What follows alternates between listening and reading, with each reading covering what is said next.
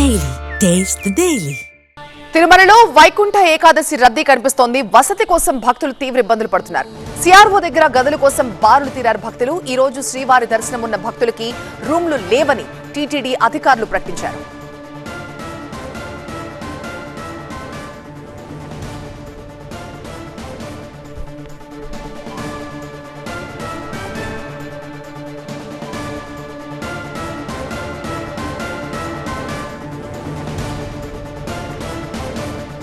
తిరుమల నుంచి మా ప్రతినిధి రాజు ప్రస్తుతం లైవ్ లో జాయిన్ అవుతున్నారు మరింత సమాచారంతో. రాజు, వసతి కోసం భక్తులు ఇబ్బందులు పడుతున్నట్టుగా తెలుస్తోంది. సిఆర్ఓ దగ్గర గదులు లేవని అధికారులు ప్రకటించారు. మరి వీళ్ళకి ఆల్టర్నేటివ్ ఏంటి? వాళ్ళంతా ఏం చేయాలి?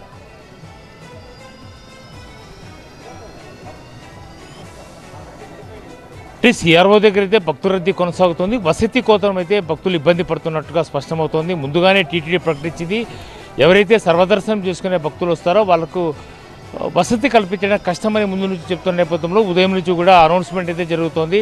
ఈరోజు దర్శనం ఉన్న వాళ్ళకి రూములు కేటాయించబడు, వసతి లేదు అని చెప్పే ప్రయత్నం అయితే టీటీడీ చెప్తోంది. మొత్తంగా వీఐపీలు పోటెత్తడము, దాదాపుగా 5 గంటలకు పైగానే వీఐపీల కోసం సమయాన్ని టీటీడీ కేటాయించింది.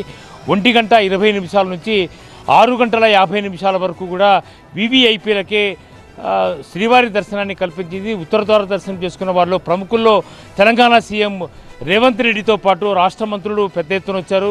మరోవైపు వీవీఐపీలు అనేక మంది వచ్చారు. దాదాపుగా 4700 మందికి పైగానే టోకన్లు, టికెట్లు జారీ చేశామని టీటీడీ చెప్తున్నా ఆ సంఖ్య దాదాపుగా 7 నుంచి 8 వేల వరకు ఉంటుందన్నది అంచనా వేయాల్సిన అవసరం అయితే ఉంది. దాదాపుగా 6 గంటల పాటు వీవీఐపీ కేటాయించిన తర్వాత 5:30 నుంచి సర్వదర్శనం భక్తులు కేటాయించాల్సి ఉంది. అయితే 5:30 కాకుండా 7 గంటల నుంచి సర్వదర్శనం టోకన్లు పొందినటువంటి భక్తులకు దర్శనం ఇచ్చారు. ఇక్కడి నుంచి కూడా సర్వదర్శనంకి వెళ్ళే భక్తులు వీళ్ళందరూ కూడా ఎలక్ట్రానిక్ డిప్ ద్వారా టోకన్లు పొందిన భక్తులు ఈరోజు 3 ప్రాంతాల నుంచి, అంటే ఒకటి ప్రస్తుతం అయితే నేను కృష్ణతేజ సర్కిల్ దగ్గర ఉన్నాను, ఇక్కడితో పాటు శిలాతోరణము, మరోవైపు ఏటీజీహెచ్ సర్కిల్, ఈ 3 ప్రాంతాల్లో టోకన్లు ఎవరైతే పొందారో ఆ భక్తులు టోకన్లను స్కాన్ చేసుకున్న తర్వాతనే భక్తుల్ని గేట్ నెంబర్ 19 నుంచి లోపలికి వెళ్తున్నారు. వీళ్ళంతా సర్వదర్శనం క్యూ లైన్లోకి వెళ్తున్న భక్తులు.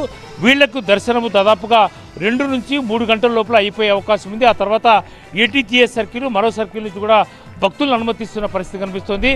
వైకుంఠ ద్వార దర్శనాలు చేసుకునేందుకు భక్తులు దాదాపుగా 24 లక్షల మంది ఎలక్ట్రానిక్ డిప్ ద్వారా రిజిస్ట్రేషన్ చేసుకుంటే అందులో ఎలక్ట్రానిక్ డిప్ ద్వారా 1,89,000 మందికి మొదటి 3 రోజులు, అంటే ఈరోజు ఏకాదశి, రేపు ద్వాదశి, జనవరి 1, ఈ 3 రోజుల పాటు దర్శనం ఉండే అవకాశం ఉంది. కాబట్టి 1,89,000 మంది భక్తులు సర్వదర్శనం చేసుకునే అవకాశం ఉంది. ఈ సందర్భంగా టీటీడీ విస్తృతమైన ఏర్పాట్లు చేసింది, కానీ వీవీఐపీలకు ప్రాధాన్యత ఇచ్చినట్టుగా స్పష్టమవుతుంది.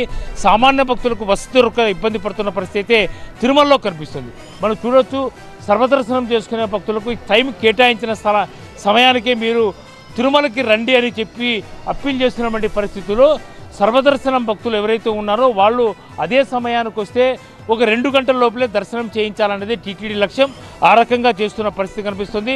పెద్ద ఎత్తున తిరుమలకు పోటెత్తున్న భక్తులు, ప్రత్యేకించి వీవీఐపీలు పెద్ద ఎత్తున వచ్చారు కాబట్టి వీవీఐపీలకి దాదాపు 6 గంటల సమయాన్ని కేటాయించినట్టుగా స్పష్టమవుతుంది. దాదాపుగా 6,000 మందికి పైగానే వీవీఐపీలు దర్శించుకొని ఉంటారని చెప్పి చెప్తున్నా. టీటీడీ మాత్రము 4,700 మందికి టికెట్లు జారీ చేసినట్టుగా చెబుతోంది. అయితే ఈరోజు సర్వదర్శనం చేసుకునే భక్తులకు ఎవరికి కూడా వసతి సౌకర్యం కల్పించే వీలు లేకుండానే వీవీఐపీలకు ఎక్కువ వసతి సౌకర్యం కల్పించేందుకు టీటీడీ రూమ్లు బ్లాక్ చేసింది. కాబట్టి సామాన్య భక్తులకు, సర్వదర్శనం చేసుకునే భక్తులకు వసతి సౌకర్యం అయితే కాస్త ఇబ్బంది కలిగినట్టుగా స్పష్టమవుతుంది. మరి ఎక్కడ కూడా సామాన్య భక్తులకు ఇబ్బంది కలగకుండా మొత్తంగా ఈ 3 రోజుల్లో 162 గంటలు స్వామివారి దర్శనం చేసుకునేందుకు సర్వదర్శనం భక్తులకే టీటీడీ కేటాయించినట్టుగా స్పష్టమవుతోంది.